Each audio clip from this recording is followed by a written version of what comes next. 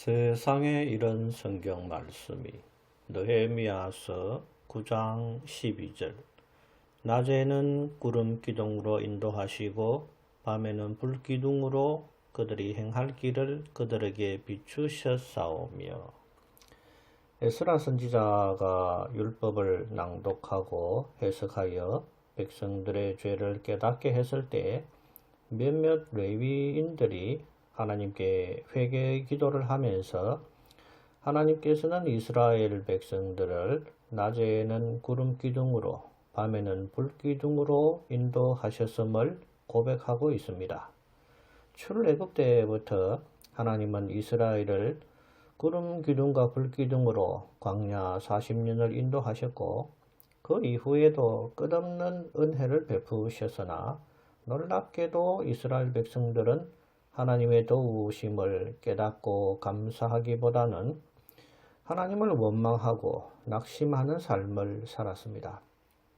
그래서 이스라엘 백성의 눈에는 하나님의 도우심은 보이질 않고 전쟁과 기근과 연병만이 보였기 때문에 그들이 하나님께 대해 가진 감정은 하나님께서 어떻게 우리를 사랑했나이까? 하나님 계시면 이럴 수 있습니까? 라는 원망하고 불평하는 모습을 말라기서 1장 2절에서 발견할 수 있습니다. 오늘날 주의 자녀들도 창세전부터 사랑하사 우리를 택하시고 성령으로 거듭나게 하시고 믿음을 주시고 회개하게 하사 구원의 자녀로 우리를 삼아주신 그 하나님의 놀라우신 사랑과 은혜와 보살핌에 대해서 인식하며 감사하기보다는 눈앞에 보이는 고난과 시련으로 인해 하나님을 원망하고 불평하는 삶을 살아가기가 너무나 쉽습니다. 이것은 기복신앙에 치우친 교훈을 목사들로부터 너무 많이 들어왔기 때문에 하나님은 오로지 나에게 복만을 주는 신으로 인식해 온 결과인 것입니다. 하나님의 우리에 대한 목적은 이 땅에서 복만을 주는 것이 아님을 알아야 합니다.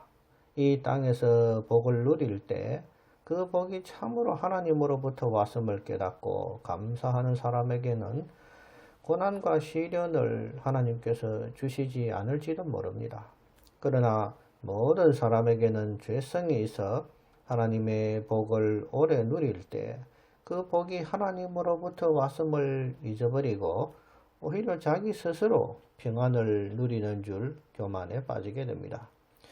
그래서 하나님을 잊고 오히려 우상을 탐닉하고 또 자기 스스로를 의지하는 교만에 빠진 사람들을 깨우치기 위해 하나님은 인생 막대기를 들 수밖에 없는 것입니다.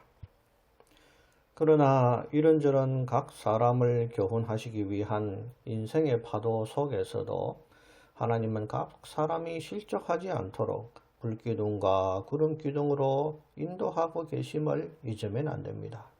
그런데 인생의 시련 속에서 사람은 하나님의 도우심을 발견하기보다는 눈앞의 시련으로 인해 하나님을 원망할 가능성이 너무너무 많습니다. 참 하나님의 자녀라면 고난 가운데에서 하나님의 도우심을 깨달을 수 있어야 합니다. 나를 단련하시는 하나님의 높으신 뜻이 때려서라도 하나님을 알고 경배하게 하시고 그로 인해 영혼의 구원을 받게 하심임을 잊으면 안 됩니다. 그렇게 하나님의 궁극적인 뜻을 이해하고 하나님을 사랑하는 데서 벗어나지 않는 확고한 주의 자녀가 된 후에야 하나님은 인생의 시련을 거두시고 이 땅에서도 누릴 수 있는 복과 평안을 내려주실 것입니다. 하나님께 아뢰어 무엇을 받기를 소원하는 사람은 먼저 나의 신앙이 하나님 보시기에 틀림이 없는가를 살펴봐야 할 것입니다. 혹 신앙은 기복신앙이요 탐심에 빠진 형식적 기도인인데도 불구하고 그가 구하는 것을 어려움 없이 받았다면 그 사람이 받은 복은 궁극적인 복이 아닐 수 있음을 알아야 합니다. 참 하나님의 자녀라면 하나님께서는 때려서라도 먼저 그 믿음을 바로 잡으시고 그 후에 그가 요청하는 세상적 일이라도 들어주실 것입니다.